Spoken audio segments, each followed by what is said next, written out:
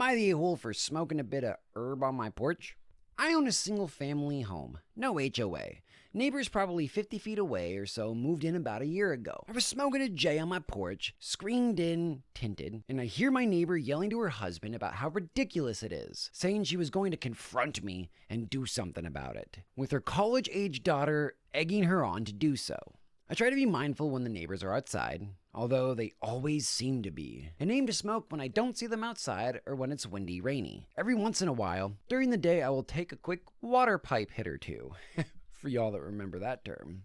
I can't help but feel like she's making assumptions because of my age, 20s. I am disabled and I try to go for higher terps, so I do know it reeks. Am I the a-hole if I continue smoking on my property as normal? Dude, it's legal, most likely in your state. If it's not completely recreational legal, it's most likely medicinal legal. If you're disabled, you need that for pain.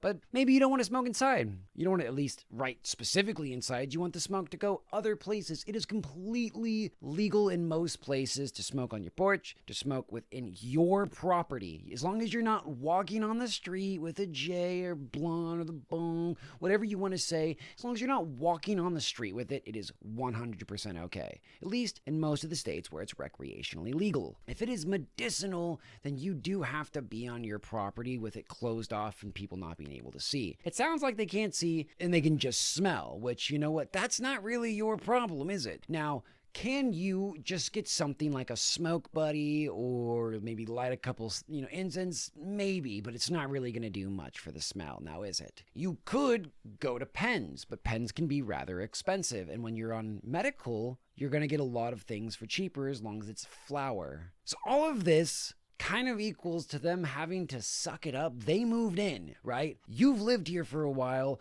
They moved in.